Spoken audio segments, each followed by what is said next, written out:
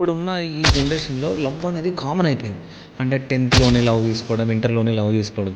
అంటే పేరెంట్స్ ఉంటారు. పేరెంట్స్ వాళ్ళ పిల్లలు లవ్‌లో పడినప్పుడు కౌన్సెలింగ్ కోసం అని తీసుకొనొస్తారు. అట్లాంటి కేసెస్ ఏమన్నా వచ్చాయా? మాకు చాలా ఒక ఇంట్రెస్టింగ్ కేస్ వచ్చిందండి. ఓకే. ఆ అమ్మాయి ఒక 17 ఇయర్ ఓల్డ్ గర్ల్. వాళ్ళ టీచర్‌ని ప్రేమించింది. ఆయన ఆల్రెడీ వైఫ్ చనిపోయి 40 ఇయర్స్ విడోవర్.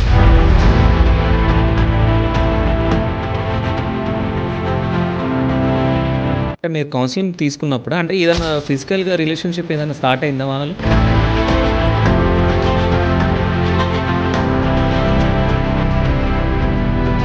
ఇప్పుడున్న ఈ జెన్‌జీ వాళ్ళు ఎట్లా ఉన్నారంటే ఇంటర్, 10థ్‌లోనే లవ్ స్టార్ట్ అవ్వడం, దాని తర్వాత బ్రేకప్ అయిపోవడం, చాలామంది సూసైడ్ చేసుకోవడం, ఇది చేస్తా ఉన్నారు. అంటే ఈ సూసైడ్ అనేది ఎందుకు చేసుకుంటున్నారు?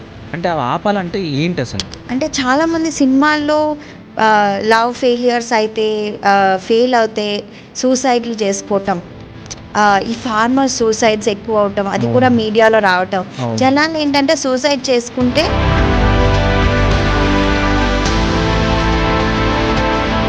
అంటే నాకు తెలిసి ఇప్పటి వరకు మీ దగ్గరికి ఎన్నో కేసెస్ రావస్తున్నాయి. అంటే కపుల్‌వి. అంటే ఏదన్నా మీరు మర్చిపోలేనిది, ఏదన్నా షాక్‌కి చెప్తా. గురైంది ఏదన్నా ఉందా? సో, మాకు రీసెంట్‌గా ఒక కేస్ వచ్చారండి. చాలా షాకింగ్ అనిపించింది. ఆ అమ్మాయి కిందకెళ్ళి కూరగాయలు తీసుకురమ్మందంట. హ్మ్. అయితే అబ్బాయి అన్నాడంటే, "ఇప్పుడు కాదు, కాల్ అయిన తర్వాత తీసుకొస్తాను" అన్నాడంట. హ్మ్. దానికి ఆ అమ్మాయి కోపం వచ్చి ఒక పేపర్ వెయిట్ ఆయన తల మీద ఇసిరేసింది.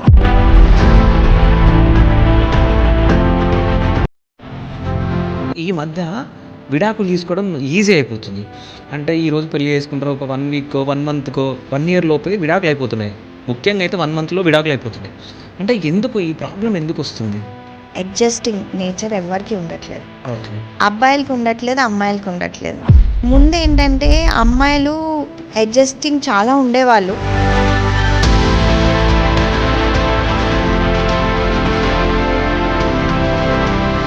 చిన్న పిల్లలకి ఈ మధ్య అన్నం తినిపించేటప్పుడు గూడా పేరెంట్స్ ఫోన్‌లు చూయిస్తా ఉన్నారు.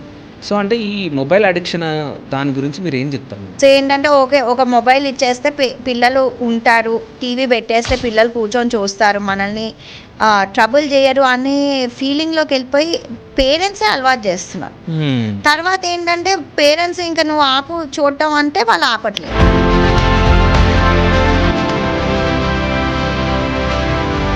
పబ్‌జీకి, దీనికి గేమ్స్‌కి అడిక్ట్ అయిపోయి వాళ్ళు పిచ్చోళ్ళలా ప్రవర్తిస్తా ఉన్నారు. అట్లాంటి కేసులు ఏమన్నా వచ్చినాయా మేడం మీ దగ్గరికి? నాకు one of the most interesting case నాకెప్పుడు నాకు గుర్తుంటది ఏంటంటే ఒక అబ్బాయి వచ్చారు. హ్మ్. ఆ అబ్బాయి గేమ్స్ ఆడి ఆడి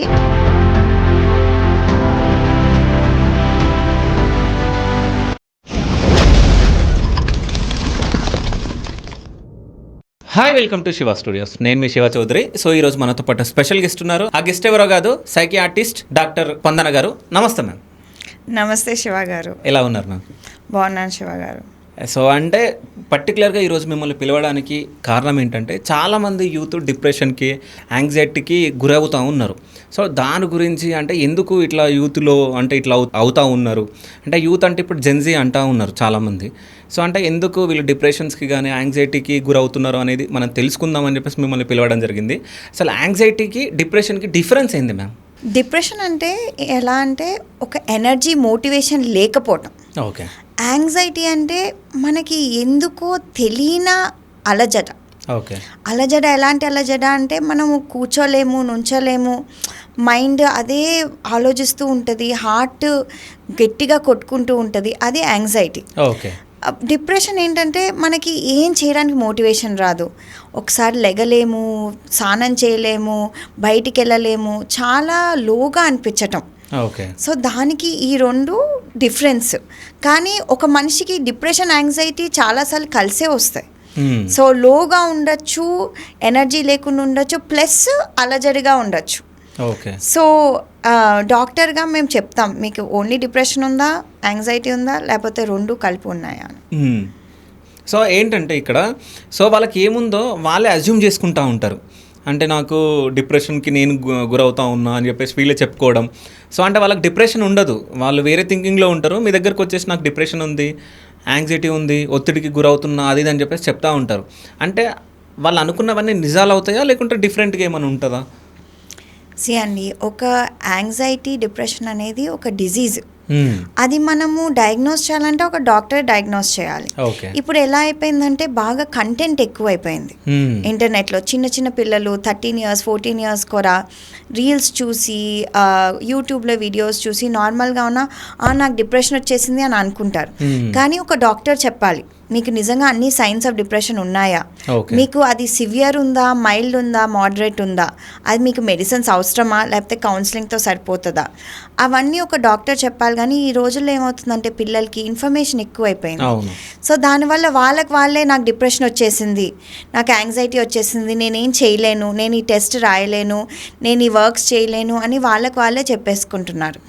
సో అందరికీ హెచ్చరిక ఏంటంటే మీకు డిప్రెషన్ ఉంది అని మీరు చెప్పకండి, డాక్టర్ దగ్గర రండి, మేము చెప్తాం మీకు. ఓకే. సో అంటే ఎట్లాంటి పేషెంట్స్ ఎక్కువ మీ దగ్గరకు వస్తూ ఉంటారు మ్యామ్? మాకు ఎక్కువ యాంగ్జైటీ పేషెంట్స్ వస్తారండి. ఓకే. తర్వాత ఆల్ కైండ్స్ ఆఫ్ పేషెంట్స్ వస్తారు.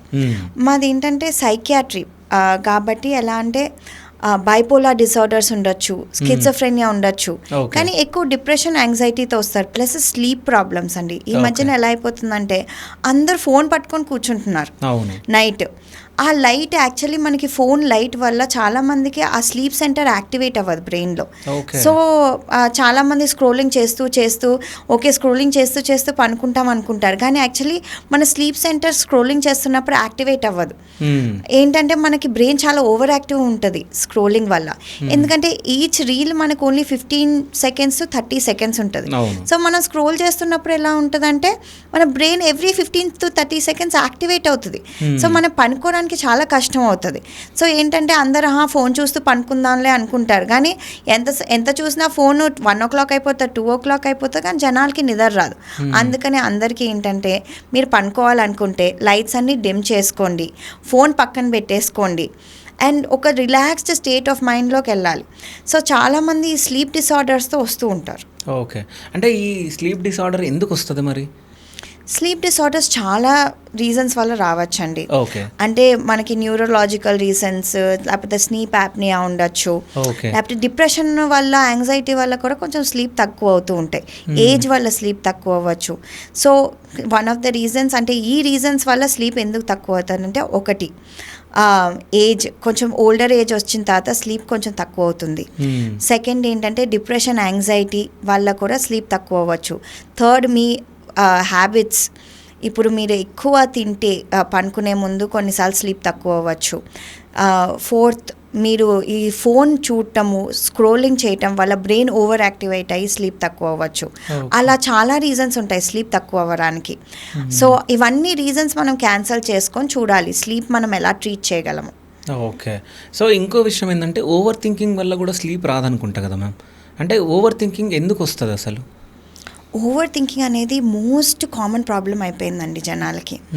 ఏంటంటే మనం ఒక టీవీ చూస్తున్నాం, ఒక మూవీ చూద్దాం అనుకుంటాం, కామెడీ మూవీ బాగా నవ్వుదాము అనుకుంటాం, కానీ చూస్తున్నప్పుడు ఎంజాయ్ చేయలేకపోతాం. బ్యాక్ ఆఫ్ ద మైండ్ ఒకే ఇష్యూ నడుస్తూ ఉంటుంది.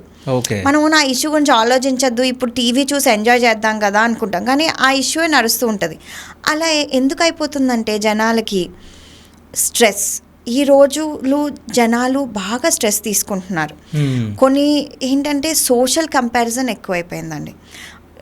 ఈ Instagram, social media, Facebook, TikTok అన్నీ చూసి ఎలా అనుకుంటా అంటే వాళ్ళకున్నది మనకి ఎందుకు లేదు.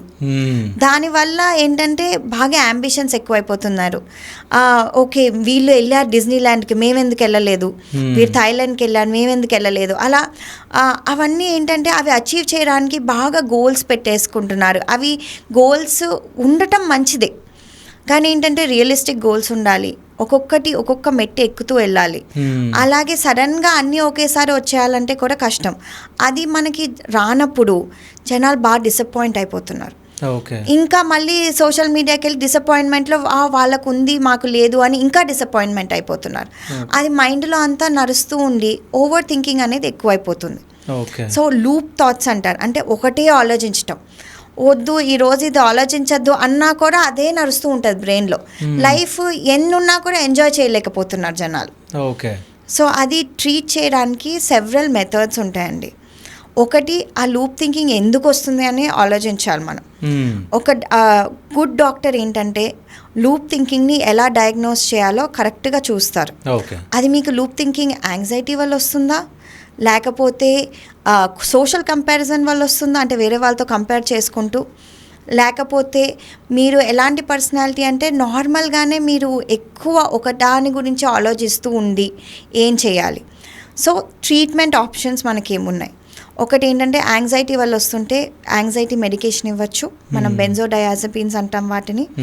సెకండ్ ఏంటంటే మనము ఓకే ఇప్పుడు మన సోషల్ కంపారిజన్ వల్ల వస్తుంది అంటే మనం కౌన్సిలింగ్ చేసి ఎలా మన సోషల్ కంపారిజన్ చేయొద్దు, కొన్ని రోజులు సోషల్ మీడియా ఆపేసి మనకు మన గోల్స్ ఏంటి, మనం స్టెప్స్ ఏం తీసుకోవాలో దాని మీద కాన్సన్ట్రేట్ చేయటము. థర్డ్ ఏంటంటే ఇవన్నీ చేసినా కూడా మీకు అవ్వట్లేదు అంటే మాకు బ్రెయిన్ స్టిమ్యులేషన్స్ అని ఉన్నాయండి. సో మ్యాగ్నెటిక్ మిషన్స్తో బ్రెయిన్ని కామ్ చేస్తాం. అది చాలామందికి చాలా ఉపయోగపడుతుంది, 0 సైడ్ ఎఫెక్ట్స్, అందరికీ చాలా బాగా పనిచేసింది. నేనే పర్సనల్గా 800 to 900 పీపుల్కి ఇచ్చుంటాను RTMS అనేది. సో చాలా ఎఫెక్టివ్గా బ్రెయిన్ని కామ్ చేస్తుంది. ఆ ఓవర్ థింకింగ్ అనేది కొంచెం స్టాప్ చేస్తుంది హెల్ప్ చేయడానికి. సో ఎనీ నార్మల్ పర్సన్ కూడా తీసుకోవచ్చు. అండ్ ఇవి చాలా హెల్ప్ఫుల్గా ఉంటాయి ఈ ట్రీట్మెంట్స్ అనేవి ఈ ఓవర్ థింకింగ్ ఓవర్కమ్ చేయడానికి. ఓకే, అంటే ఇంతకుముందుకు మాట్లాడుతూ డిప్రెషన్ గురించి మాట్లాడినప్పుడు మీరు బైపోలార్ డిసార్డర్ సంథింగ్ ఏదో మాట్లాడడం జరిగింది, అంటే ఏంటి అసలు? అండి డిప్రెషన్ అంటే లో ఎనర్జీ మోటివేషన్, అంటే మనకి ఎనర్జీ లేకపోవటం, మోటివేషన్ లేకపోవటం లైఫ్లో. కానీ బైపోలర్ అంటే ఏంటి, మనకి రెండు చూస్తాం. లో ఎనర్జీ కొన్నిసార్లు ఉంటుంది, చాలా డిప్రెషన్గా ఉంటుంది, కొన్నిసార్లు చాలా హై ఎనర్జీ ఉంటుంది. అసలు ఎలా అంటే మనం ఏం చేస్తున్నామో ఏమీ మాట్లాడుతున్నామో తెలియకుండా బాగా స్పెండ్ చేసేయటం, గ్యాంబుల్ చేసేయటము, బాగా హై ఎనర్జీగా స్పీడ్గా మాట్లాడటము, ఇవన్నీ అంటే డిప్రెషన్ అంటే ఓన్లీ లోగా చూస్తాము.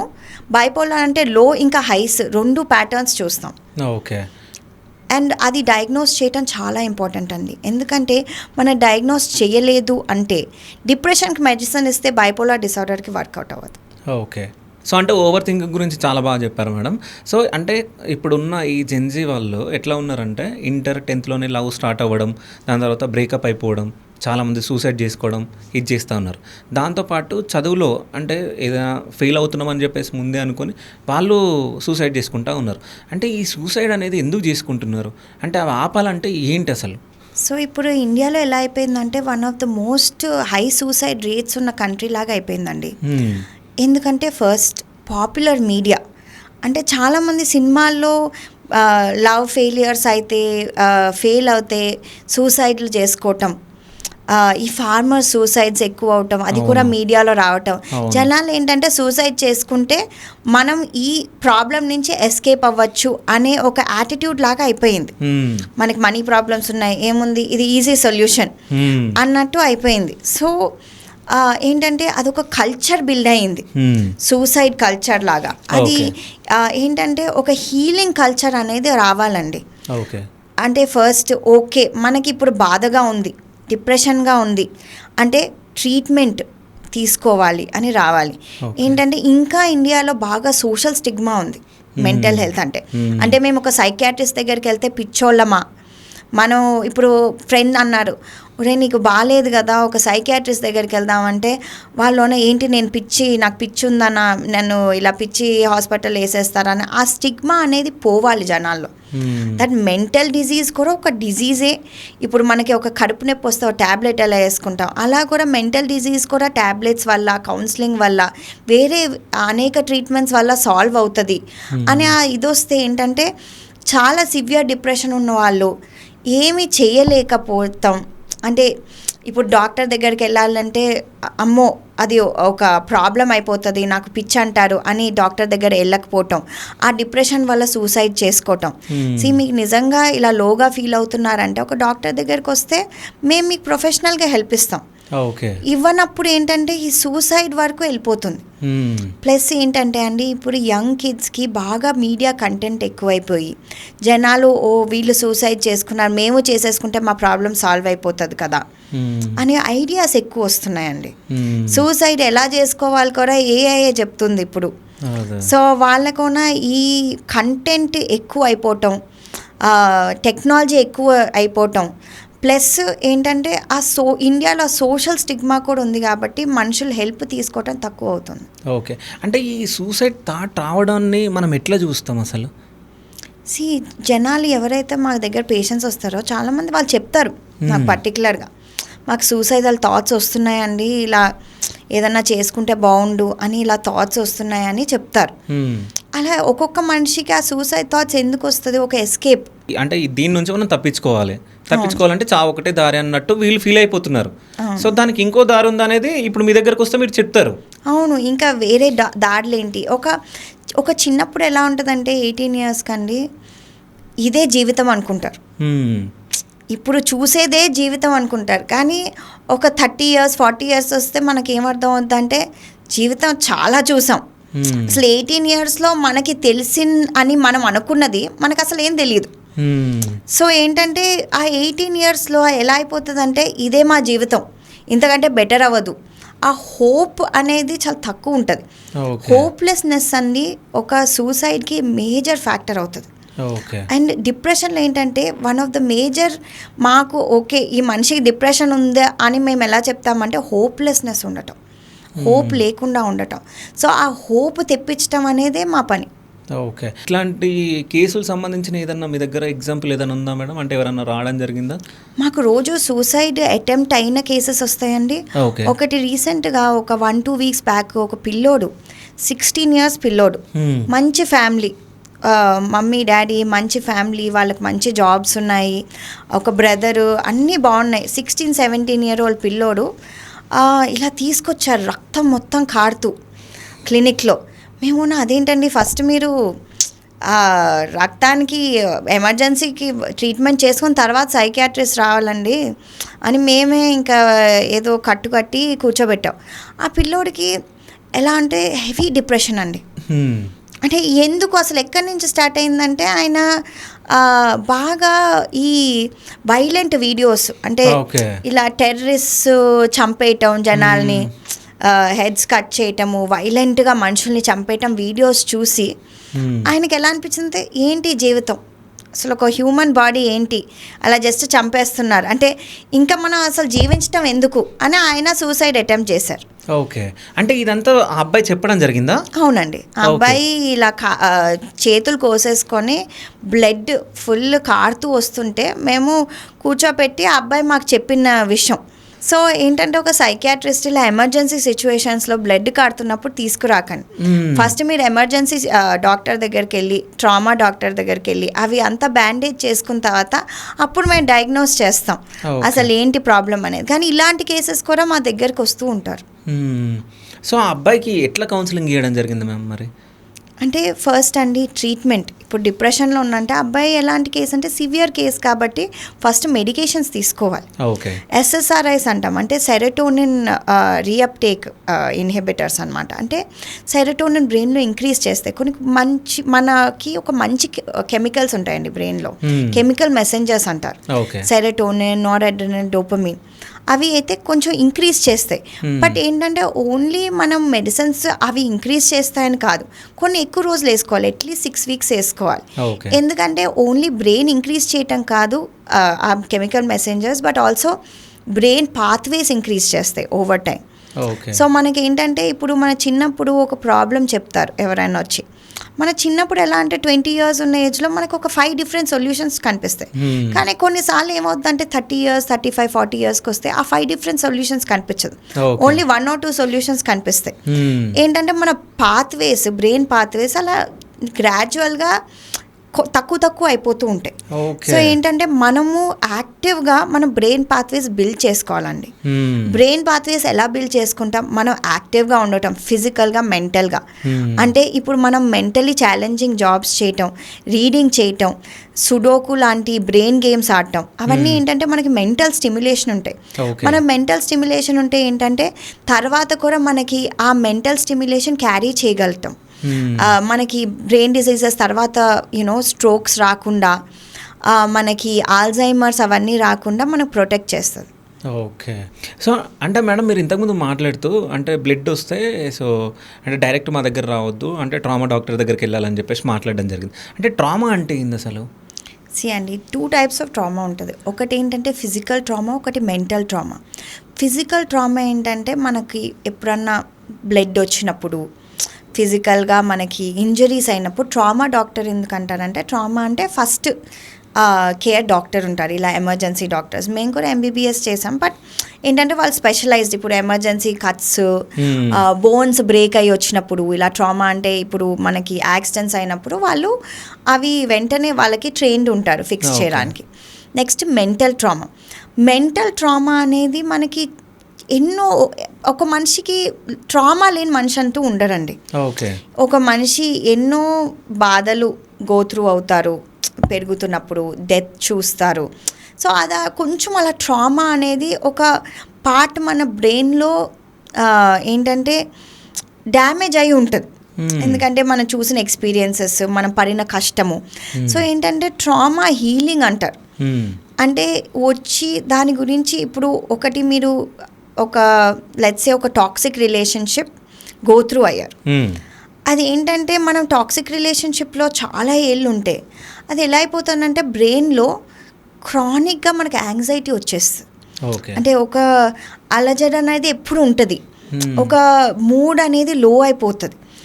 సో అలా మనం డిఫరెంట్ ట్రామాస్ మనం గోత్రూ అవుతాం. కొన్ని ఏంటంటే చాలా ఎక్కువ అయిపోతుంది. ఒక మనిషి ఇది మీ లిమిట్ అనే తప్పుడు దానికంటే ఎక్కువ ట్రామా ఉంటే అదేంటంటే ఒక మెంటల్ డిసీజ్ లాగా మారే ఛాన్స్ ఉంటుంది. ఓకే. సో అంటే ఇంతకుముందు మీరు మాట్లాడుతూ ఈ టాక్సిక్ రిలేషన్షిప్స్ గురించి మాట్లాడడం జరిగింది. అంటే ఇవి ఎట్లా గుర్తించాలి మరి? మనకి 5 వార్నింగ్ సైన్స్ ఉంటాయండి టాక్సిక్ రిలేషన్షిప్ అంటే. ఒకటి ఏంటంటే నేనైతే నెంబర్ 1 ఏం చెప్తానంటే, ఇది నా బుక్లో కూడా రాశాను. మనది ఫస్ట్ ఏంటంటే ఒకే రోజులో I love you, I hate you చెప్పటం. ఓకే. అంటే పొద్దున్న I love you, I love you, I love you అని చెప్పి ఈవినింగ్ వచ్చేటప్పటికి ఐ హేట్ యూ, అసలు నువ్వే వర్స్ట్ పర్సన్ ఈ వరల్డ్లో అని చెప్పటం. అంటే ఒకే రోజులో అంత వేరియేషన్ ఉండటం ఫీలింగ్లో. సెకండ్ ఏంటంటే అంతా మీదే తప్పు అంటాం. Okay.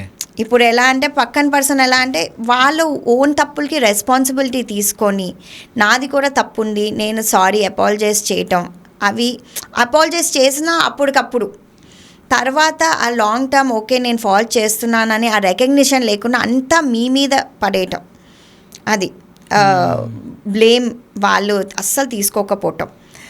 Third warning sign, major warning signs ఏంటంటే లయింగ్, అబద్ధాలు చెప్పటం. అసలు ఎలా అంటే ఎందుకు అబద్ధాలు చెప్తున్నారో ఏంటో ఏం అర్థం కాదు, కానీ అబద్ధాలు చెప్తూనే ఉంటారు. అంటే అసలు అవసరం ఉన్నప్పుడు లేనప్పుడు కూడా అబద్ధాలు చెప్పటం. ఇంకోటి ఏంటంటే మనిప్యులేషన్ అంటే ఏంటి అంటే మీరు ఏదో ఒకటి నమ్మట్లే కానీ మిమ్మల్ని అది నమ్మించటం, అంటే ఏదో ఒకటి చేసి మీ ఒపీనియన్ మార్చటం. ఇంకోటి ఫిఫ్త్ ఏంటంటే మనీ ఇన్వాల్వ్ ఉండటం అండి. కొన్నిసార్లు ఇన్వాల్వ్ ఉండొచ్చు, ఉండకపోవచ్చు, కానీ ఇలా మీ దగ్గర నుంచి మనీ తీసుకోవటం, ఇలా ఒకసారి తీసుకొని ఇచ్చేయటం, మళ్ళీ ఇంకా ఎక్కువ మనీ అడగటం, తీసుకోవటం, అలాంటివి ఉన్నప్పుడు మనకి ఇవి మెయిన్ వార్నింగ్ సైన్స్ అన్నమాట ఒక టాక్సిక్ రిలేషన్షిప్. ఓకే. అంటే ఇట్లాంటి పేషెంట్స్ ఎవరన్నా రావడం జరిగిందా? అంటే ఎవరన్నా రిలేషన్లో ఉన్న వాళ్ళు వచ్చి మీతో చెప్పడం సంథింగ్ ఇట్లా? మాకు ఇలా రోజు వస్తారండి, రోజు మా దగ్గరికి ఒక 30 to 50 పేషెంట్స్ వస్తారు. దాంట్లో అట్లీస్ట్ ఒక 2-3 టాక్సిక్ రిలేషన్షిప్స్లో ఉన్నోళ్ళు వస్తారు. ఎలా అంటే కొంతమంది అసలు మేము బాగా ట్రై చేస్తున్నాం, టాక్సిక్ రిలేషన్షిప్ మాకు అర్థమవుతుంది కానీ బయటకు రాలేకపోతున్నాం. మేము ఇలా చాలా హెల్తీ రిలేషన్షిప్స్ నుంచి కూడా బయటకు వచ్చాము, టాక్సిక్ రిలేషన్షిప్స్ నుంచి బయటికి రాలేకపోతున్నాం, ఎందుకు అని అడుగుతారు. మనం మామూలు రిలేషన్షిప్ నుంచి ఎలా బయటికి రాగలుగుతున్నాం, టాక్సిక్ రిలేషన్షిప్ నుంచి ఎందుకు బయటకు రాలేకపోతున్నాం, అది ఎడిక్టివ్ ఎందుకు అయిపోతుంది, టాక్సిక్ ఆ రిలేషన్షిప్పే ఎందుకు ఎడిక్షన్ అయిపోతుంది అంటే అది మేము డాక్టర్స్గా ఎక్స్ప్లెయిన్ చేస్తాం. ఏంటంటే అండి ఇప్పుడు మనం టాక్సిక్ రిలేషన్షిప్లో ఉన్నాం. టాక్సిక్ రిలేషన్షిప్లో ఎలా అంటే వాళ్ళు బాగా స్టార్టింగ్లో ప్రేమ చూపించేస్తారు, మనం ఏంటంటే ఆ ప్రేమకి ఎడిక్ట్ అయిపోతాం. అలా మెల్లమెల్లగా స్లోలీ ప్రేమ తగ్గిస్తూ ఉంటారు. మనం ఏంటంటే ఎలా అయిపోతుందంటే మనం కొంచెం ఎక్కువ చేస్తే మళ్ళీ ఆ ప్రేమ లెవెల్కి వెళ్ళిపోతుంది కదా అని ఆలోచిస్తాం. కానీ ఏంటంటే మనం ప్రతిసారి తక్కువ తీసుకుంటాం. సో మన బ్రెయిన్కి కూడా ఒక డ్రగ్ లాంటిది ఆ టూ మచ్ లవ్ అనే. ఆ డ్రగ్ వచ్చి డ్రగ్ ఎప్పుడైతే మనం విత్డ్రాల్లో వెళ్ళిపోతామో, డ్రగ్ ఆపేస్తామో, మళ్ళీ మన బ్రెయిన్ ఏమంటుంది, మళ్ళీ కావాలి అంటది. సో ఒక టాక్సిక్ రిలేషన్షిప్ డ్రగ్ ఎడిక్షన్ లాగా వర్క్ చేస్తుంది మన బ్రెయిన్కి. సో అందుకనే మనకు ఆ లూప్ నుంచి బయటకు పడటం చాలా కష్టం అవుతుంది. అయితే బయటపడాలంటే అసలు ఏం చేయాలి? బయటపడాలంటే మనం డ్రగ్స్కి ఎలా బయటపడతామండి అంటే అసలు కంప్లీట్ ఆ డ్రగ్ని ఆపేయాలి. ఈ టాక్సిక్ రిలేషన్షిప్ కూడా అంతే, కంప్లీట్ నో కాంటాక్ట్ వెళ్ళాలి. నో కాంటాక్ట్ అంటే no talking, no calling, social మీడియాలో కూడా అంతా డిలీట్ చేసేయటం, వాళ్ళకి సంబంధించిన వాళ్ళతో కూడా మాట్లాడకపోవటం. మన బ్రెయిన్ ఏంటంటే ఆ డ్రగ్ ఎఫెక్ట్ పోయే వరకు కంప్లీట్ క్లీన్గా ఉండాలి. ఓకే, అంటే ఆ పర్సన్ గురించి మన మైండ్లోకి ఆలోచన రావద్దు. 100% ఆలోచన వస్తుందండి. వచ్చినా కూడా మనం ఏంటంటే అది కంట్రోల్ చేసుకోవాలి. కంట్రోల్ చేసుకొని మనం ఎప్పుడైతే ఒక 1 వీక్ కంట్రోల్ చేసుకుంటాం, 1 మంత్ కంట్రోల్ చేసుకుంటాం, ఈజీ అయిపోతుంది. ఇప్పుడు మన డ్రగ్ ఆపేసినా అంతే కదండి. ఇప్పుడు ఒక డ్రగ్ ఎడిక్ట్ ఏం చేస్తారు, ఫస్ట్ వాళ్ళని డ్రగ్ స్టాప్ చేయించేస్తారు కంప్లీట్గా. ఇలా మెల్లమెల్లగా తగ్గిస్తూ రమ్మని ఎవరు చెప్పరు. సో ఇది కూడా అంతే, ఒక టాక్సిక్ రిలేషన్షిప్ ఆపాలి అంటే ఆ పర్సన్తో కంప్లీట్ కాంటాక్ట్ కట్ చేయాలి. ఓకే, సో అంటే ఇట్లాంటి కేసు ఎవరన్నా వచ్చినప్పుడు వాళ్ళకి చెప్పినప్పుడు వాళ్ళు ఇది ట్రై చేస్తే అది సాల్వ్ అయిపోయిందా? 100% అందరు ట్రై చేస్తారు అండి. 100% ఫస్ట్ టైం ఫెయిల్ అవుతారు, సెకండ్ టైం ఫెయిల్ అవుతారు, మళ్ళీ మా దగ్గరకు వస్తారు. అలా చెప్తూ అట్లీస్ట్ 3rd 4th టైం వాళ్ళు సక్సెస్ అవుతారు. ఓకే, సో ఇంకోటి ఏంటంటే ఈ కపుల్స్ అంటే దాంపత్య జీవితంలో కమ్యూనికేషన్ అనేది ఇంపార్టెంటా? కమ్యూనికేషన్ అనేది చాలా ఇంపార్టెంట్ అండి. ఎందుకంటే కమ్యూనికేషన్ లేకపోతే 2 types ఆఫ్ రిజల్ట్స్ వస్తాయి. ఒకటి ఏంటంటే అంతా ఒకళ్ళు లోపల పెట్టేసుకుంటారు, అంటే ఇలా కంప్లైంట్స్ ఉంటాయి కానీ వాళ్ళు చెప్పకుండా లోపల పెట్టేసుకొని సడన్గా బర్స్ట్ అయిపోతారు, అదొక టైప్ అవుతుంది. సెకండ్ టైప్ ఏమవుతుంది, కమ్యూనికేషన్ లేకపోతే అసలు ఎప్పుడు వాళ్ళకి సాటిస్ఫాక్షన్ ఉండదు, అంటే ఎప్పుడు వాళ్ళు ఎక్స్ప్రెషన్ ఉండదు, ఒక సాటిస్ఫాక్షన్ ఉండదు, ఎవరికి చెప్పాలో ఏం తెలియదు. సో 2 types అలా అయిపోతుంది. సో కమ్యూనికేషన్ ఎప్పుడు హెల్తీ అంటే నేనేం చెప్తానంటే అందరు కపుల్స్, నేను కూడా ఫాలో అవుతాను, ఓన్లీ కంప్లైంట్స్ వీక్కి ఒక్కసారే మేము మాట్లాడుకుంటాం. లైక్ ఒక టైం పెట్టుకుంటాం, వెడ్నెస్డే 5 o'clock, ఓకే 5 o'clock కుదరకపోతే 7 o'clock 8 o'clock, ఆ టైంలోనే మేము కంప్లైంట్స్ ఒకళ్ళు చెప్పుకుంటాం. ఇప్పుడు ఒక హెల్తీ కపుల్ ఉన్నారనుకోండి, ఒక ఎగ్జాంపుల్ ఏంటంటే ఈ ప్లాంట్, ఇప్పుడు ఆ ప్లాంట్ మనం రోజు నీరు పోయలేదనుకోండి వాడిపోతుంది. అవును, ఎందుకంటే రోజు అది నర్చరింగ్ కావాలి, రోజు నీళ్లు పోయాలి, ఈ చెడ్డ ఇది వస్తే తీసేయాలి, అవన్నీ చేస్తేనే ఈ ప్లాంట్ సర్వైవ్ అవుతుంది. ఒక రిలేషన్షిప్, ఒక మ్యారేజ్ కూడా అంతే.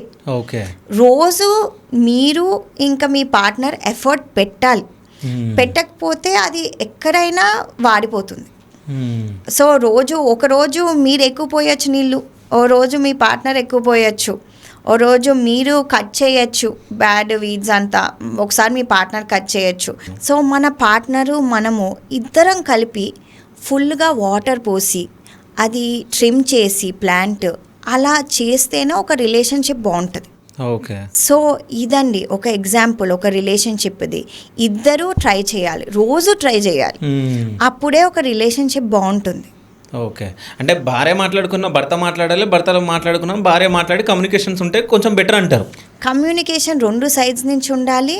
అండ్ ప్లస్ ఎలా అంటే ఇప్పుడు ఏమైనా కంప్లైంట్స్ ఉన్నాయనుకోండి, అప్పుడు ఏంటంటే వారంలో ఒక్కసారే ఒక టైం పెట్టుకోవాలి.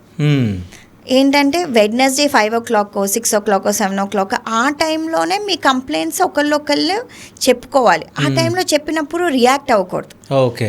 రియాక్ట్ అవ్వకుండా ఓకే ఈ పాయింట్ ఉంది, మనం ట్రై చేద్దాం ఇద్దరం ఒక సైడ్ నుంచి అనుకోవాలి. ఇప్పుడు రోజు కంప్లైంట్స్ అయిపోతే మనకి ఫీల్ బాగోదు రిలేషన్షిప్లో. సో రోజు ఏంటంటే హస్బెండ్ వైఫ్ ఇద్దరూ కలిసి ఇద్దరికి ఒకళ్ళని మంచిగా ఫీల్ చేయించుకోవాలి. బికాజ్ ఈ రోజుల్లో ఏమవుతుందంటే టైం ఉండదండి. ఇప్పుడు హస్బెండ్ వైఫ్ ఇద్దరు వర్కింగ్, Jobs కి వెళ్ళడం. ఇద్దరికి ఇది ఉన్న ఒక పార్ట్నర్తో మనం ఎంత టైం స్పెండ్ చేస్తాము. ఇప్పుడు ఒక్క 1-2 అవర్స్ కూడా చాలా కష్టంగా స్పెండ్ చేస్తారు. ఎందుకంటే జాబ్ ఉంటుంది, కిడ్స్ ఉంటారు, వేరే ఫ్యామిలీ ఉంటారు, రెస్పాన్సిబిలిటీస్ ఉంటాయి. సో ఆ 1-2 అవర్స్ ఏంటంటే మనం ప్లెజెంట్గా గడపాలి అంటే హస్బెండ్ ట్రై చేయాలి. ఓకే, ఇప్పుడు వైఫ్ దగ్గరికి వచ్చిన తర్వాత కొంచెం ప్లెజెంట్గా మాట్లాడటం, వాళ్ళకి ఎలా ఉంది అని వాళ్ళ గురించి కనుక్కోవటం, 2 సైడ్స్ నుంచి అలా కనుక్కొని కొంచెం ప్లెజెంట్గా 1-2 అవర్స్ స్పెండ్ చేస్తే రిలేషన్షిప్ అనేది చాలా బాగుంటుంది. అంటే నాకు తెలిసి ఇప్పటి వరకు మీ దగ్గరికి ఎన్నో కేసెస్ రావచ్చు మేడం, అంటే కపుల్వి. అంటే ఏదన్నా మీరు మర్చిపోలేనిది, ఏదైనా షాక్కి గురైంది ఏదైనా ఉందా? ఒక్కసారి. సో మాకు రీసెంట్గా ఒక కేసు వచ్చారండి, చాలా షాకింగ్ అనిపించింది. ఇద్దరు సాఫ్ట్వేర్ ఇంజనీర్స్, ఇద్దరు మంచి ఫ్యామిలీస్, అరేంజ్ మ్యారేజ్, బాగున్నారు. ఏంటంటే ఎందుకు వచ్చారు అంటే ఆ అబ్బాయి మీటింగ్లో ఉన్నప్పుడు, వర్క్ ఫ్రమ్ హోమ్ ఐటీ కాల్లో ఉన్నప్పుడు ఆ అమ్మాయి కిందకెళ్ళి కూరగాయలు తీసుకురమ్మందంట. అయితే అబ్బాయి అన్నారంటే ఇప్పుడు కాదు, కాల్ అయిన తర్వాత తీసుకొస్తాను అన్నారంట. దానికి ఆ అమ్మాయి కోపం వచ్చి ఒక పేపర్ వెయిట్ ఆయన తల మీద ఇసిరేసింది. అది గొడవ ఎంత పెద్దగా అయిపోయిందంటే ఆల్మోస్ట్ డివోర్స్ వరకు అయిపోయింది. ఇంకేం ప్రాబ్లమ్స్ లేదు వాళ్ళిద్దరికి, జస్ట్ అదే అయ్యింది. అందుకనే వాళ్ళిద్దరు వచ్చారు. మాకు చాలా షాకింగ్ అనిపించింది. అదేంటి అంటే ఇప్పుడు ఒక చిన్న ఇష్యూ అంటే కూరగాయలు కిందకెళ్ళి కూరగాయలు తీసుకురావటం, అది ఓకే, ఈ టైంలో కుదరట్లేదు, ఒక 1 అవర్ తర్వాత, హాఫ్ అన్ అవర్ తర్వాత రావటం, ఆ ఇష్యూ వల్ల ఒక డివోర్స్ వరకు వెళ్ళే ఇదంటే మాకు చాలా షాకింగ్ అనిపించింది. ఈ మధ్యన అలాంటి చాలా కేసెస్ వస్తున్నాయి. అంటే చిన్న చిన్న వాటికి ఎంత వరకు గొడవ పడుతున్నారంటే ఇంకా మాకు వద్దు, అన్నీ బాగున్నాయి, అంటే ఏమి ఫైనాన్షియల్ ప్రాబ్లమ్స్ లేవు, వాళ్ళకి హెల్త్ ప్రాబ్లమ్స్ లేదు, ఫ్యామిలీస్తో ప్రాబ్లమ్స్ లేదు. ఇలాంటి చిన్ని స్మాల్ ఇష్యూ వల్ల ఒక పెద్ద గొడవ అయిపోయి, ఆ పెద్ద గొడవ ఏంటంటే ఇద్దరు కమ్యూనికేషన్ లేదు, మాట్లాడకపోవటం, 1 వీక్ 2 వీక్స్ మాట్లాడకపోవటం, ఫైనలీ ఎంత వరకు మాకు దగ్గర వచ్చే వరకు, డివోర్స్ వరకు మా దగ్గరకు వచ్చి కౌన్సిలింగ్ తీసుకునే వరకు ఇలా చాలా కపుల్స్ చూస్తున్నాం. ఓకే, అంటే కౌన్సిలింగ్ అనేది ఎన్ని స్టేజెస్ ఉంటుంది మ్యామ్? అంటే రాగానే కౌన్సిలింగ్ ఇవ్వడమే ఉంటుందా, అంటే 2-3 టైమ్స్ మీరు పిలవడం, వాళ్ళకి నచ్చజెప్పడం ఇవన్నీ ఉంటాయా? యూజువలీ మ్యారేజ్ కౌన్సిలింగ్లో ఒక 4-5 సెషన్స్ తీసుకుంటారండి. ఫస్ట్ వాళ్ళు వచ్చి ప్రాబ్లం ఏంటో చెప్తారు. ఆ తర్వాత ఇండివిజువల్గా హస్బెండ్ ఒకసారి వస్తారు, వైఫ్ ఒకసారి వస్తారు. ఆ తర్వాత వాళ్ళిద్దరు మళ్ళీ కలిసి వస్తారు. సో మనం ఏంటంటే ఓవర్ 4-5 సెషన్స్ వాళ్ళకి కొంచెం నచ్చ చెప్పి, కొంతమంది అయితే 20 సెషన్స్ కూడా తీసుకుంటారు. అంటే వాళ్ళ ప్రాబ్లమ్స్ అంతా పెద్దగా ఉంటాయి, వాళ్ళు సాల్వ్ చేసుకోలేకపోతారు. కానీ యూజువలీ 4-5 సెషన్స్ తర్వాత చాలా మంది, ఒక 80% ఆఫ్ కపుల్స్ అయితే కొంచెం చాలా బెటర్ అవుతారు, సెట్ అవుతారు. ఓకే, సో ఇంకోటి ఏదన్నా కేసు ఉందా మేడం, అంటే మీరు షాక్ అయింది దీనిలాగా? ఒక్క కేసు నాకైతే చాలా షాకింగ్ అనిపించింది. ఇద్దరు సేమ్ అంతే, ఇద్దరు అరేంజ్ మ్యారేజ్, ఐటీ కపుల్, అంతా బాగానే ఉండింది. అయితే జస్ట్ ఆ అబ్బాయి 2 సార్లు వాళ్ళ ఫ్రెండ్స్తో బయటకు వెళ్ళారంట, ఓవర్ 1 ఇయర్. అంటే ఎక్కువ సార్లు కూడా కాదు, ఓవర్ 1 ఇయర్ ఈ అబ్బాయి 2 సార్లు వాళ్ళ ఫ్రెండ్స్తో బయటకు వెళ్ళి 12 o'clock వస్తానన్న అబ్బాయి 2 o'clock వచ్చారు. అయితే దానివల్ల కంటిన్యూస్ గొడవలు అవటం, ఆ గొడవలు ఎంత దూరం వెళ్ళిపోయిందంటే వాళ్ళ పేరెంట్స్ దగ్గరికి వెళ్ళి చెప్తే, ఆ పేరెంట్స్ గొడవ పడటంలో ఈ అమ్మాయి వాళ్ళ బ్రదరు ఆ అబ్బాయి వాళ్ళ ఫాదర్ని తల మీద ఒక గ్లాస్ ఇరగొట్టేశారు. దానివల్ల వెంటనే డివోర్స్ అయిపోయింది. పాపం మా అబ్బాయి వాళ్ళ ఫాదర్కి సివియర్ హెడ్ ఇంజరీ అయింది, ఇలా బ్లడ్ వచ్చి ఆయనను హాస్పిటల్ తీసుకెళ్ళటం. కానీ అంటే అంత చిన్న విషయం వల్ల, అంటే ఆ అమ్మాయి ఓకే చెప్పింది, వాళ్ళ ఫ్రెండ్స్తో బయటకు వెళ్ళొచ్చు అని చెప్పింది, 12 o'clock కల్లా వచ్చేయమని చెప్పిన అబ్బాయి, ఆ అబ్బాయి మళ్ళీ ఫ్రెండ్స్తో బయటకు వెళ్ళి కొంచెం ఎక్కువ ఎంజాయ్ చేశారు. 2 o'clock రావటం వల్ల 2 సార్లు, అంటే ఎక్కువ కూడా కాదు, 1 monthలో 2 సార్లు కాదు, 1 yearలో 2 సార్లు. దానివల్ల గొడవ అయ్యి, ఆ గొడవ ఫ్యామిలీ దగ్గర తీసుకెళ్ళటం వల్ల ఆ అమ్మాయి వాళ్ళ బ్రదరు అంత వైలెంట్గా ఎందుకు రియాక్ట్ అయ్యారో మనకు తెలియదు. కానీ వాళ్ళే మాకు ఫోన్ చేసి ఇలా చెప్పారు, ఇంకా కౌన్సిలింగ్ ఆపేద్దాము అంటే ఇంత సివియర్ ఇంజరీ అయింది. ఇప్పుడు ఒక ఫాదర్ని అంత సివియర్గా కొట్టినప్పుడు అంటే ఇంకా మ్యారేజ్ కంటిన్యూ అవ్వటం కష్టం అవుతుంది కదా. సో అంటే వాళ్ళ కేసు మీ దగ్గరకు వచ్చింది, కౌన్సిలింగ్ అవుతుంది, కానీ ఆ కౌన్సిలింగ్ మధ్యలోనే ఈ గొడవ అంతా జరగడం. అవును, కౌన్సిలింగ్ అయ్యారు, ఒక 2-3 సెషన్స్ తీసుకున్నారు, కొంచెం బెటర్గా అయ్యారు అనుకున్నాను. ఆ తర్వాత ఫ్యామిలీస్ని ఇన్వాల్వ్ చేశారు వాళ్ళు. ఫ్యామిలీస్ని ఇన్వాల్వ్ చేస్తుంటే ఈ మధ్యన ఎలా అవుతుందంటే అక్కడ ఫ్యామిలీలో ఒక్కళ్ళు ఎవరన్నా షార్ట్ టెంపర్ మనిషి ఉండి కొట్టేసుకోవటం వరకు వెళ్ళిపోతుంది. అప్పుడు కొట్టేసుకున్న తర్వాత మళ్ళీ ఆ కపుల్ ఇప్పుడు ఆ అబ్బాయికి ఉంటుంది కదండి, మీ బ్రదర్ నా ఫాదర్ని ఇంత సివియర్గా ఇంజర్ చేసినప్పుడు నేను నీతో మళ్ళీ ఎలా ఉండగలను అని ఒక పాయింట్ అయిపోయి అది మెయిన్ ఇష్యూ అయిపోతుంది. ఈ ఫ్రెండ్స్తో బయటకు వెళ్ళటం అనేది సైడ్ ఇష్యూ అయిపోయి ఇప్పుడు మా ఫాదర్ని ఇంత సివియర్ హెడ్ ఇంజరీ వరకు కొట్టాల్సిన అవసరం ఏమొచ్చింది అనేది మెయిన్ ఇది అయిపోతుంది. సో నేను ఏం చెప్తానంటే అందరు కపుల్స్కి పేరెంట్స్ దగ్గరికి వెళ్ళే ముందు అందరు మళ్ళీ ఫ్యామిలీ ఎక్స్టెండెడ్ ఫ్యామిలీ వచ్చి అది ఒక పెద్ద పంచాయతీ అయ్యే ముందు మీరు మా దగ్గర కౌన్సిలింగ్ రండి. మీకు ఒకసారి 2 times చేస్తే మీకు హెల్ప్ఫుల్గా ఉంటే కంటిన్యూ అవుతారు, లేకపోతే మీకు దానివల్ల కాన్సిక్వెన్సెస్ ఏమీ ఉండదు. ఫ్యామిలీకి చెప్తే ఎలా అవుతుందంటేనండి, ఇప్పుడు మీ ఫాదర్ ఇలా అన్నారు మేము చెప్పినప్పుడు, మీ మదర్ ఇలా అన్నారు అని ఆ ఫ్యామిలీ అనిన మాటల వల్ల మళ్ళీ ఇంకో 5 గొడవలు వస్తున్నాయి. అయితే ఇంకో విషయం ఏంటంటే మేడం, ఈ మధ్య విడాకులు తీసుకోవడం ఈజీ అయిపోతుంది. అంటే ఈరోజు పెళ్లి చేసుకుంటారు, ఒక 1 week 1 month 1 year లోపే విడాకులు అయిపోతున్నాయి. ముఖ్యంగా అయితే 1 monthలో విడాకులు అయిపోతున్నాయి. అంటే ఎందుకు ఈ ప్రాబ్లం ఎందుకు వస్తుంది? మెయిన్ ఒకటి ఏంటో వస్తుందంటే అండి, అడ్జస్టింగ్ నేచర్ ఎవరికి ఉండట్లేదు. ఓకే, అబ్బాయిలకు ఉండట్లేదు, అమ్మాయిలకు ఉండట్లేదు. ముందు ఏంటంటే అమ్మాయిలు అడ్జస్టింగ్ చాలా ఉండేవాళ్ళు. ఇప్పుడు ఏమవుతుందంటే ఉమెన్కి ఆల్సో ఫైనాన్షియల్ ఇండిపెండెన్స్ ఉంది, చాలా అంటే వాళ్ళ ఓన్ సెల్ఫ్ ఇండిపెండెన్స్ ఉంది, సెల్ఫ్ రెస్పెక్ట్ ఉంది. అంటే ఉమెన్ కూడా ఎక్కువ అడ్జస్ట్ అవ్వట్లేదు. మెన్కి కూడా ఎలా అయిపోయిందంటే ఇంకా వాళ్ళ మదరే రోల్ మోడల్ లాగా ఉంటుంది. ఇప్పుడు ఒక జనరేషన్ ముందు మదర్స్ ఎలా అంటే వాళ్ళు ఏదైనా అడ్జస్ట్ అయ్యేవాళ్ళు అండ్ చాలా కేరింగ్ చాలా ఉండేవాళ్ళు. సో మెన్కి కూడా ఎలా అయిపోతుందంటే వాళ్ళ మదర్ని కంపేర్ చేసుకుంటున్నారు వైఫ్తో. వాళ్ళకి ఎలా ఉంటుందంటే నువ్వు మా మదర్ అంతా చేయలేదు కదా, నువ్వు మా మదర్ అంతా ఉండలేదు కదా అన్నట్టు అయిపోతుంది. సో ఏంటంటే 2 sides నుంచి ఆ సొసైటీ చేంజ్ అవుతుంది, కానీ కొంతమంది చేంజ్ అవ్వట్లేదు. ప్లస్ అడ్జస్టింగ్ కూడా ఉండాలండి. అంటే ఇప్పుడు మనం ఫార్వర్డ్ సొసైటీతో మూవ్ అవ్వచ్చు, ఉమెన్కి రెస్పెక్ట్ ఇవ్వచ్చు, కానీ కొంచెం బోత్ సైడ్స్ అబ్బాయి అమ్మాయి ఇద్దరు అడ్జస్ట్ అవుతేనే ఒక రిలేషన్షిప్ వర్క్ అవుతుంది. ఓకే, అంటే ఇప్పుడు చాలామంది చిన్న ఏజ్లోనే విడాకులు తీసుకోవడానికి ప్రయత్నిస్తూ ఉన్నారు కదా, సో ఇట్లాంటి వాళ్ళకి కౌన్సిలింగ్ ఎట్లా ఇస్తారు మ్యామ్ మీరు? ఫస్ట్ ఏంటంటే అసలు ప్రాబ్లం ఏంటి అని కనుక్కుంటాం. ఓకే.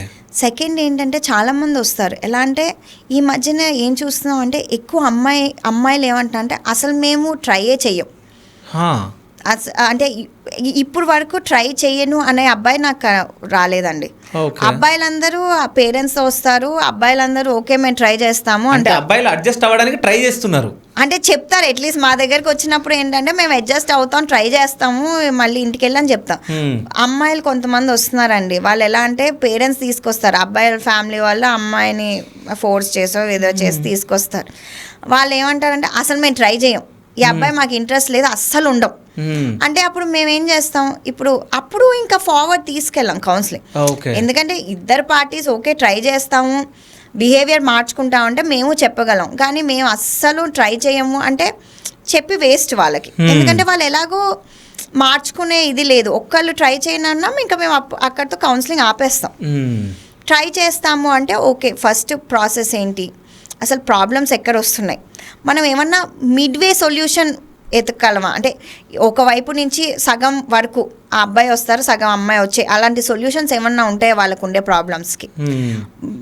మేజర్ ప్రాబ్లమ్స్ అబ్బాయిలు అమ్మాయిలు దేనికి వస్తారు, ఒకటైతే ఇన్లాస్తో పడట్లేదని, ఓకే అంటే ఎవరో ఒకళ్ళు అంటే అబ్బాయి వాళ్ళ పేరెంట్స్తో పడట్లేదని.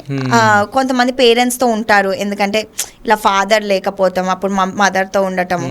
అప్పుడు అబ్బాయికి ఎలా అంటే కంపల్షన్ మదర్తో ఉండటం, ఇప్పుడు పెళ్ళయిందని మదర్ని వదిలేలేరు కదండి. సో ఇప్పుడు ఆ అమ్మాయి వచ్చి ఏమంటుంది అంటే మీ మదర్ అసలు మా ఇంట్లో ఉండకూడదు, కానీ ఆ అబ్బాయికి ఇంకా సిబ్లింగ్స్ లేరేమో, ఇప్పుడు ఆ మదర్ ఎక్కడికి వెళ్ళడానికి కూడా ఆప్షన్ లేదు.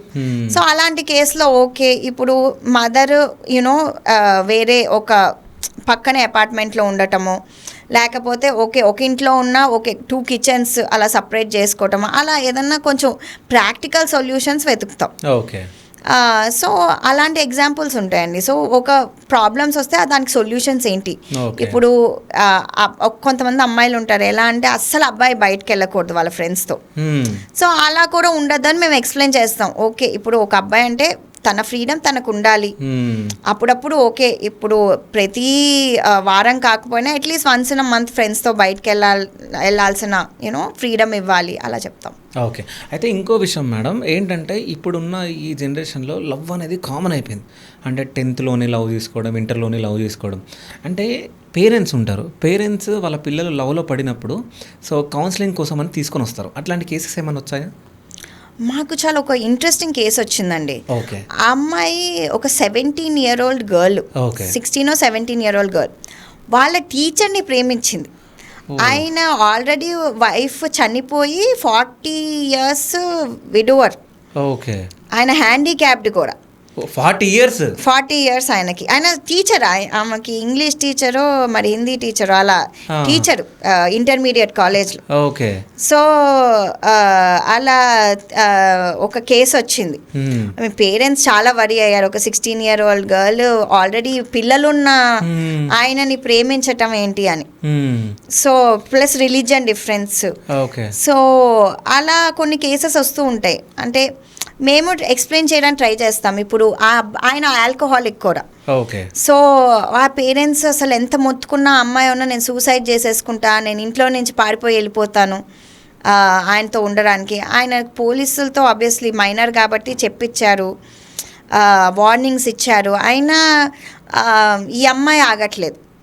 అలా కొన్ని అంటే ఎక్స్ట్రీమ్ కేసెస్ వస్తూ ఉంటాయి.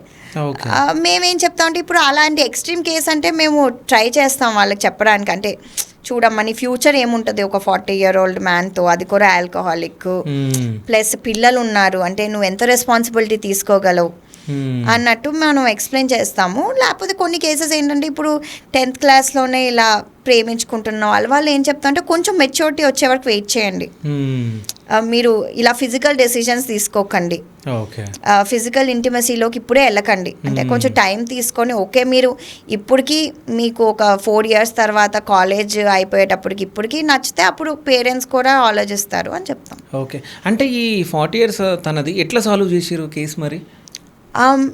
అయితే మేమేం చెప్పామంటే తనని ఆ ప్లేస్ నుంచి సపరేట్ చేయమన్నాం.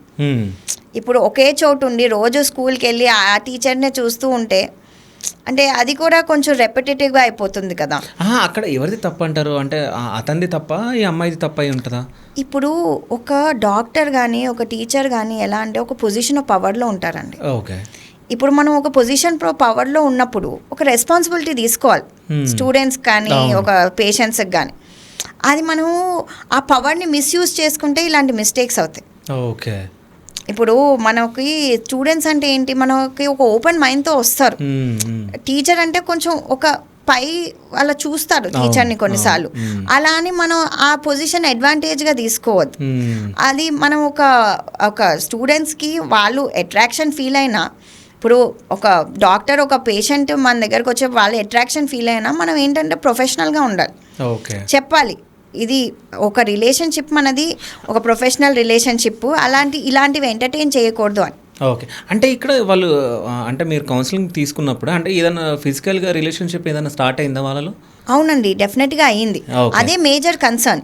ఇప్పుడు అది ఎలా అంటే ఇల్లీగల్ ఫస్ట్ థింగ్, మైనర్తో రిలేషన్షిప్ పెట్టుకోవటం అనేది పాక్సో యాక్ట్లోకి వెళ్ళిపోతుంది. ప్లస్ ఇంకోటి ఏంటంటే ఒక పొజిషన్ ఆఫ్ పవర్లో ఉన్నప్పుడు అవి చేయటం ఇంకా తప్పు ఒక టీచర్గా ఉన్నప్పుడు. ఎందుకంటే మనం పేరెంట్స్ పిల్లల్ని ట్రస్ట్ చేసి పిల్లల్ని స్కూల్కి పంపిస్తారు, ఏమని ఒక టీచర్స్ రెస్పాన్సిబుల్ ఉంటారు, మంచి చెప్తారు అని. ఇలాంటి రిలేషన్షిప్స్ పెట్టుకుంటే ఆ ట్రస్ట్ పోతుంది కదండి పేరెంట్స్కి. సో ఇవన్నీ ఏంటంటే ఇలా చూస్తూ ఉంటాము. మాకు స్కూల్లో వెళ్ళిన ఇలా చిన్న చిన్న పిల్లలు, ఇంటర్మీడియట్ పిల్లలు టీచర్స్కి అట్రాక్ట్ అవటం, ప్రొఫెసర్స్కి అట్రాక్ట్ అవటం, బస్ డ్రైవర్స్ కూడా అట్రాక్ట్ అవటం. సో ఏంటంటే ఇలాంటివన్నీ కౌన్సిలింగ్కి తీసుకొచ్చినప్పుడు వాళ్ళకి ఎక్స్ప్లెయిన్ చెయ్యాలి. అంటే ఇప్పుడు వీళ్ళు ఒక పొజిషన్ ఎలా ఉన్నారంటే పొజిషన్ వాళ్ళు అడ్వాంటేజ్ తీసుకునే పొజిషన్లో ఉన్నారు, మీరు దీనివల్ల నష్టం ఏమవుతుంది అన్నట్టు. అంటే వీళ్ళు ఎందుకు అట్రాక్షన్ అవుతున్నారు? సో ఎందుకు ఇలాంటి అట్రాక్షన్స్ అవుతున్నాయి అంటే ఇప్పుడు ఏమవుతుందంటే పేరెంట్స్ చాలా బిజీగా ఉంటున్నారండి.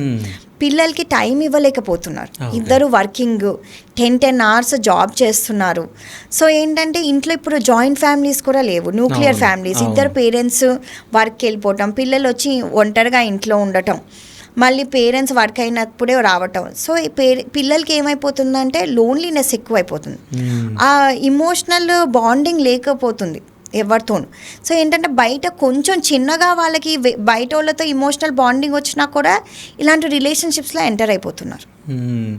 సో అంటే పేరెంట్స్ మీకే చెప్తున్నాం అంటే పిల్లల్ని జాగ్రత్తగా మీరు చూసుకోవాలి, పిల్లలతో ప్రేమగా ఉండాలి, లేకుంటే ఇట్లాంటివి జరుగుతూ ఉంటాయి. అంటే మేడం ఎగ్జాంపుల్ చెప్పడం జరిగింది, ఒక్కసారి పిల్లలపైన కన్నేసి పెట్టండి. అంటే ఇప్పుడు మనం స్కూల్ పిల్లల గురించి వీళ్ళ గురించి మాట్లాడుతున్నాం కాబట్టి చాలామంది పిల్లలు ఫోన్కి అడిక్ట్ అయిపోతారు. అంటే ఫోన్ చూస్తూనే ఉంటారు.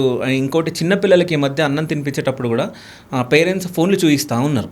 సో అంటే ఈ మొబైల్ అడిక్షన్ దాని గురించి మీరు ఏం చెప్తారు మ్యామ్? మొబైల్ అడిక్షన్ అనేది ఇప్పుడు చాలా ఎక్కువ ఉందండి. ఏ పేరెంట్ అయినా అడగండి, ఏం చెప్తారంటే మా కిడ్ ఇప్పుడు మొబైల్ అడిక్షన్ అయిపోయింది అని చెప్తారు. ఎందుకంటే వాళ్ళకి ఒక మొబైల్ అనేది చాలా అట్రాక్టివ్గా కనిపిస్తుంది. బయట ఆడుకోవటము, మనం మాట్లాడటం అనేది చాలా తక్కువగా కనిపిస్తుంది. ప్లస్ పేరెంట్స్ ఏం చేస్తున్నారంటే వాళ్ళకి టైం లేదు పిల్లల్ని ఎంటర్టైన్ చేయడానికి, ఓపికలు లేవు. సో ఏంటంటే ఒక మొబైల్ ఇచ్చేస్తే పిల్లలు ఉంటారు, టీవీ పెట్టేస్తే పిల్లలు కూర్చొని చూస్తారు, మనల్ని ట్రబుల్ చేయరు అనే ఫీలింగ్లోకి వెళ్ళిపోయి పేరెంట్సే అలవాటు చేస్తున్నారు. తర్వాత ఏంటంటే పేరెంట్స్ ఇంకా నువ్వు ఆపు చూడటం అంటే వాళ్ళు ఆపట్లేదు. ఓకే. సో ఏంటంటే మనకి హెల్తీగా పిల్లల్ని చూసుకోవటం, వాళ్ళతో ఆడుకోవటం, వాళ్ళని బయటికి తీసుకెళ్ళటం, వాళ్ళని క్లాసెస్లో పెట్టడం, వాళ్ళకి కొంచెం డిస్ట్రాక్షన్స్ ఉంచి ఏంటంటే మొబైల్ ఒక్కటే జీవితం కాదు అన్నట్టు అలా చిన్నప్పటి నుంచి పెంచితే వాళ్ళు కొంచెం అలా అవుతారు. లేకపోతే ఓకే ఇప్పుడు నాకు చాలా టయర్డ్ ఉంది, ఏదో మొబైల్ ఇచ్చేస్తే వాళ్ళు మనల్ని సతాయించారు కదా అని స్టార్ట్ చేస్తే అది ఎడిక్షన్ లాగా మారిపోతుంది.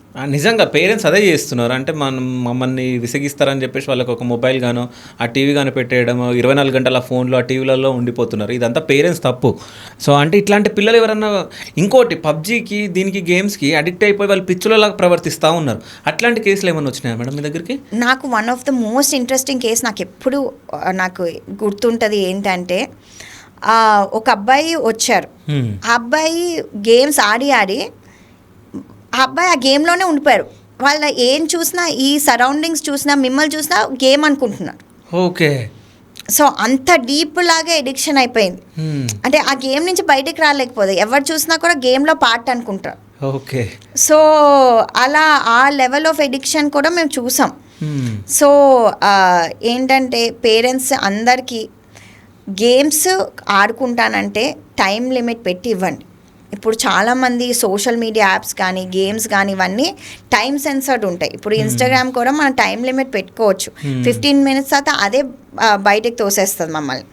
సో అలా అన్నిటికీ టైం లిమిట్స్ పెట్టండి. 15 minutes, ½ an hour, దానికంటే ఎక్కువ ఆడనివ్వకండి.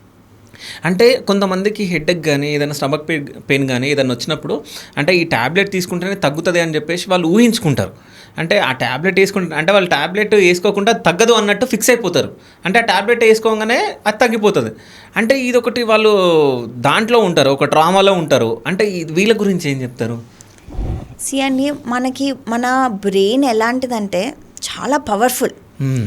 మనం ఏది నమ్ముతుందో అది మనకి నిజంగా అనిపిస్తుంది. ఓకే. సో నేను మీకు నా ఎగ్జాంపులే చెప్తాను. ఒకసారి నాకు ఒక చిన్న యాక్సిడెంట్ అయింది. నాకు డాక్టర్ కాబట్టి నాకు లివర్ ఎక్కడ ఉంటుందో తెలుసు. సో అది నేను అప్పుడే MBBS స్టార్ట్ చేశాను. సో నాకు ఇలా లివర్లో పెయిన్ వస్తుంది అనుకున్నా. అంటే అప్పుడు నాకు ఫుల్గా అంటే హ్యూమన్ బాడీ గురించి అంత నాలెడ్జ్. ఫస్ట్ ఇయర్ MBBSలో లివర్లో పెయిన్ వస్తుంది నాకు నిజంగా అక్కడ పెయిన్ వచ్చింది. ఆ తర్వాత నేను ఒక లివర్ ఎక్స్పర్ట్ దగ్గరికి వెళ్ళి అన్ని టెస్టులు చేయించుకున్నా. అంటే ఒక లివర్ ఎక్స్పర్ట్ దగ్గరికి వెళ్ళాను. లివర్ ఎక్స్పర్ట్ దగ్గరికి వెళ్ళాను మా హాస్పిటల్లో, నేను ఎక్కడైతే సిద్ధార్థలో చేశాను నేను. సో అక్కడ ఆయన ఏం చెప్పారు, అసలు ఒక లివర్ అనేది ఎలాంటి ఆర్గన్ అంటే మనకి అది లాస్ట్ స్టేజ్, అంటే రేపు ఫెయిల్ అయిపోతుంది లివర్ ఫెయిలియర్ అన్నప్పుడే నొప్పి వస్తుంది. ఎందుకంటే దానికి ఎండ్ నర్వ్స్ లేవు. ఓకే. సో లివర్ పెయిన్ అనేది అసలు ఎవరు ఎప్పుడు వినరు. అవును. అంటే ఓకే ఇక్కడ కిడ్నీలో పెయిన్ వస్తుంది అంటారు, అవును. చెయ్యి పెయిన్, లెగ్ పెయిన్, కానీ లివర్ పెయిన్ ఎప్పుడు ఉండదు. అవును. సో అందుకనే అంటారు, ఎందుకంటే దానికి ఎండ్ ఆర్గన్స్ లేవు. సో మనకి ఆ పెయిన్ సెన్సేషన్ అనేది అసలు రేపు ఇలా చచ్చిపోతున్నా లివర్ ఫెయిలియర్ అన్నప్పుడే వస్తుంది. సో ఏంటంటే ఆ మూమెంట్ ఆ డాక్టర్ చెప్పిన తర్వాత నాకు మళ్ళీ లివర్ పెయిన్ రాల. ఓకే. సో ఏంటంటే ఆ మూమెంట్ చెప్పిన తర్వాత నాకు అలా బ్రెయిన్లో అలా క్లిక్ అయింది. సో అంటే ఈవెన్ ఫర్ అ డాక్టర్, అంటే నాకు ఫుల్ అప్పుడు నాలెడ్జ్ లేకుండే, బట్ అది అంత పవర్ఫుల్. బ్రెయిన్ మనం అనుకుంటే నిజంగా మనకు పెయిన్ వస్తుంది. ఓకే. సో ఆ రోజు నాకు అర్థమైంది ఒక బ్రెయిన్ అంటే ఎంత పవర్ఫుల్, ఒక సైకియాట్రీ ఫీల్డ్ అంటే అంత పవర్ఫుల్ ఫీల్డ్. ఎందుకంటే మనము ఆ బ్రెయిన్ని ఎలా కంట్రోల్ చేయాలి, బ్రెయిన్ ఎలా ట్రీట్ చేయాలనేది చాలా కష్టం. ఓకే. అంటే ఇంకోటి ఏంటంటే కొంతమంది హాలోజినేషన్లు ఉంటారు, అంటే దయ్యాలు భూతాలు కనిపిస్తున్నాయి అన్నట్టు.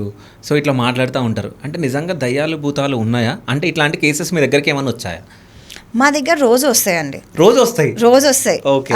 ఏంటంటే ఇప్పుడు మీకు నాకు కనిపించవు, కానీ వాళ్ళకి కనిపిస్తూ ఉంటారు. ఓకే. జనాలు కనిపిస్తారు, మాటలు వినిపిస్తూ ఉంటాయి. సో ఇప్పుడు మనకి దెయ్యాలు భూతాలు ఉన్నాయా అని నేను చెప్పలేను, నేనైతే ఎప్పుడు చూడలేదు.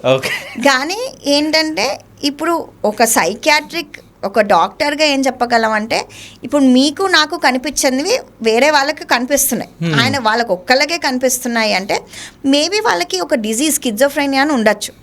మన బ్రెయిన్లో ఒక డోపమీన్ పాత్వేస్ అని ఉంటాయి, ఆ పాత్వేస్ ఎక్కువ ఓవర్ యాక్టివేట్ అయినప్పుడు ఇలా అవ్వచ్చు. లేనివి కనిపిస్తున్నాయి, లేనివి వినిపిస్తున్నాయి, ఎవరో ఏదో మనకు చేసేస్తున్నారు అన్నట్టు ఫీలింగ్, అవన్నీ స్కిజోఫ్రేనియాలో పార్ట్ అయి ఉండొచ్చు. పాజిటివ్ సిమ్టమ్స్ అంటారు స్కిజోఫ్రేనియాలో. సో అది యాంటీ సైకాటిక్స్ అనే మెడిసిన్స్ ఇచ్చి ట్రీట్ చేస్తారు. సో అది ఒక డిజీజ్, కానీ అది స్పిరిచువల్ రెలంలో ఉందా డిజీజ్ రెలంలో ఉందా అనేది మనకి కొన్నిసార్లు అర్థం కాదు. ఓకే. అది అర్థం కావాలంటే ఏం చేయాలి? అంటే యాజ్ అ డాక్టర్ మనం ఏం చేయలేము, ఓన్లీ ఈ ట్రీట్మెంట్ ఇచ్చి చూడాలి తగ్గుతుందా లేదా. ఓకే. సో ఇంకో క్వశ్చన్ మేడం, అంటే చాలామంది మీ దగ్గరికి పేషెంట్స్ వస్తూ ఉంటారు కదా, అంటే వచ్చి వాళ్ళు మాట్లాడేది సంబంధం లేకుండా మాట్లాడిన వాళ్ళు ఎవరన్నా గుర్తున్నారా మీకు? అంటే ఏదన్నా టాపిక్ గుర్తుందా? అండి మేము ఏం చూస్తామంటే డ్రగ్ ఎడిక్షన్స్ ఉన్నవాళ్ళు, ఓకే, బాగా డ్రగ్స్ తీసుకున్న వాళ్ళు ఎలా అంటే వాళ్ళు వస్తారు, ఒక మాటలు మాట్లాడలేదు. ఇప్పుడు మనం ఒక ఈ సెంటెన్స్ తర్వాత ఇంకో సెంటెన్స్కి ఒక కనెక్షన్ ఉంటుంది కదా, అలా కనెక్షన్ ఉండదు. Okay, hello I'm so and so అని చెప్తారు, మనం హౌ ఆర్ యూ అంటే గుడ్ తర్వాత వాళ్ళు ఏం చెప్తుందో దానికి దీనికి సంబంధం ఉండదు. ఓకే. సో డ్రగ్ ఎడిక్షన్స్ వల్ల కొంచెం బ్రెయిన్లో పాత్వేస్ డిస్టర్బ్ అయ్యి కొంచెం బ్రెయిన్ డ్యామేజ్ అయిన వాళ్ళు అలా మాట్లాడుతూ ఉంటారు. ఓకే. అంటే కొంతమంది డ్రగ్స్ తీసుకున్న వాళ్ళకి బ్రెయిన్ షార్ప్గా పనిచేస్తుంది అంట, నిజమేనా? అండి కొంతమంది ఏంటంటే కొన్ని స్టిమ్యులెంట్స్ ఉంటాయి డ్రగ్స్లో కూడా. సో ఆ స్టిమ్యులెంట్ తీసుకున్నప్పుడు ఏంటంటే మనకి హైపర్ ఫోకస్ అయినట్టు మనం అనిపిస్తుంది మన బ్రెయిన్, కానీ నిజంగా హైపర్ ఫోకస్ అవుతుందా లేదో మనం చెప్పలేం. బట్ ఆ డ్రగ్స్ తీసుకొని ఫోకస్ తెప్పించుకోవటం ఒక బ్రెయిన్కి చాలా అన్హెల్తీ. ఎందుకంటే ఆ డ్రగ్ అయిపోయిన తర్వాత మళ్ళీ ఆ ఫోకస్ పోతే మనకి మళ్ళీ చేయాలి వస్తుంది అన్నట్టు అనిపిస్తుంది. సో చాలా డేంజరస్ హ్యాబిట్ అది. ఓకే. ఇంకోటి మ్యామ్, ఎమోషనల్ బాండింగ్. సో కొంతమందితోటి ఎమోషనల్ బాండింగ్ అనేది మనం పెంచుకుంటాం. సో వాళ్ళు దూరం అవ్వగానే ఎమోషనల్గా ఫీల్ అయిపోయి కొన్ని ఇయర్స్ వాళ్ళ గురించి ఆలోచిస్తూ ఉంటారు. సో ఇది ఎందుకు జరుగుతుంది? ఇప్పుడు ఇమోషనల్ బాండింగ్ మనం కెమికల్గా చూద్దామండి మన బ్రెయిన్లో. ఆక్సిటోసిన్ అని ఒక కెమికల్ ఉంటుంది మన బ్రెయిన్లో. ఇప్పుడు మనం కొంతమందితో బాండ్ అవుతూ ఉంటారు. లైక్ ఒక బేబీ ఫస్ట్ పుట్టినప్పుడు ఒక అమ్మ ఎత్తుకుంటుంది, అప్పుడు కూడా చాలా బ్రెయిన్లో ఆక్సిటోసిన్ అనేది రిలీజ్ అవుతుంది. ఆ అమ్మ ఇన్స్టెంట్గా బేబీని ఫస్ట్ టైం చూసిన బేబీని అంత ప్రేమిస్తుంది. సో అది తల్లి ప్రేమ అంటారు. ఎందుకంటే మనకి కెమికల్గా కూడా మన బ్రెయిన్లో ఆక్సిటోసిన్ అనేది రిలీజ్ అవుతుంది. సో అలా మనం మనుషులతో బాండ్ అవుతున్నప్పుడు, మన పార్ట్నర్తో బాండ్ అవుతున్నాము, ఫ్రెండ్స్తో బాండ్ అవుతున్నాం, ఆ ఆక్సిటోసిన్ అనేది రిలీజ్ అవుతూ ఉంటుంది. ఆ ఆక్సిటోసిన్ అనేది మనకి రిలీజ్ అవుతుంది కాబట్టి మనకి ఆ బాండింగ్ ఒక మెమరీ లాగా ఫామ్ అవుతుంది. సో మనకి మళ్ళీ ఆ మెమరీ విజిట్ చేస్తున్నప్పుడు ఆక్సిటోసిన్ అనేది కొంచెం రిలీజ్ అవుతుంది. సో అందుకనే ఆ బాండింగ్ చాలా ఏళ్ళగా ఉన్నట్టు అనిపిస్తుంది. ఓకే. సో ఇవన్నీ మాట్లాడుకున్నాం కదా మ్యామ్, అసలు కౌన్సిలింగ్కి ఎప్పుడు అప్రోచ్ అవ్వాలి మిమ్మల్ని? అంటే ఏ స్టేజ్లో? కౌన్సిలింగ్ అనేది ఎప్పుడైనా అప్రోచ్ అవ్వచ్చు అండి. ఓకే. ఇప్పుడు థెరపీ కౌన్సిలింగ్ అనేది ఎలాంటిదంటే, ఇప్పుడు మీకు ఏం ప్రాబ్లం లేదు, కానీ మీకు మీరు ఇంప్రూవ్ అవ్వాలనుకుంటున్నారు. ఇప్పుడు ప్రతి మనిషిలోనే లోపాలు ఉంటాయి కొన్ని. సో ఏంటంటే వాళ్ళు కూర్చొని ఓకే నాకేమీ మెంటల్ ప్రాబ్లం లేదు, కానీ నేను ఇంప్రూవ్ అవుదాం అనుకుంటున్నా అన్నప్పుడు మీరు కౌన్సిలింగ్ రావచ్చు. సో నార్మల్ పీపుల్ కూడా ఎప్పుడైనా థెరపీ తీసుకోవచ్చు, కౌన్సిలింగ్ రావచ్చు, వాళ్ళ ఇష్యూస్ గురించి మాట్లాడచ్చు. నేనేం రికమెండ్ చేస్తానంటే మ్యారిటల్ కపుల్స్కి స్టార్టింగ్లోనే అసలు ఫస్ట్ ఇయర్లోనే మీరు కౌన్సిలింగ్ తీసుకోండి. ప్రాబ్లమ్స్ పెద్ద లేకపోయినా చిన్న చిన్న గొడవలు ఉంటాయి అందరికీ, అవి పెద్దగా అవ్వకుండానే ఆ కమ్యూనికేషన్ బాగా డెవలప్ చేసుకోవడానికి గేమ్స్ ఆడిపిస్తారు థెరపీలో, మ్యారేజ్ థెరపీలో. అలా ఒకళ్ళొకరిని ఎక్కువ బాగా తెలుసుకోవడానికి, ఎక్కువ వాళ్ళ ఇంటిమసీ ఇంకా బిల్డ్ చేసుకోవడానికి అలా థెరపీ తీసుకోండి. అండ్ చాలా బాగుంటుంది. ఏంటంటే లైక్ మనం మాట్లాడుకున్నట్టు ఒక రిలేషన్షిప్ అనేది ఒక మొక్క లాంటిది, ప్లాంట్ లాంటిది. అది రోజు నర్చర్ చేస్తూ ఉండాలి, రోజు వాటర్ పోయాలి. సో ఎంతైతే మనం దానికి అటెన్షన్ ఇస్తామో, ఎంతైతే మనం రోజు దాని మీద వర్క్ చేస్తామో, ఇద్దరు యాక్టివ్గా ఓకే మన రిలేషన్షిప్ 90% దగ్గర ఉంది. సో నేను మా హస్బెండ్ 90% దగ్గర ఉన్నా, అంతా మాకు గ్రేట్ రిలేషన్షిప్ ఉన్నా, మేము ఎప్పుడు అనుకుంటాం ఇంకా 10% ఎలా బిల్డ్ చేద్దాం, ఇంకా ఎలా క్లోజ్ అవుతాం, ఇంకా ఎలా మనం వెకేషన్స్ తీసుకుందాము, ఎలా డేట్స్కి వెళ్దాము, ఎలా ఏం చేద్దాము అనేది మనం ఎప్పుడు ఆ సెల్ఫ్ బిల్డింగ్ అనేది ఉండాలండి ఎవరికైనా.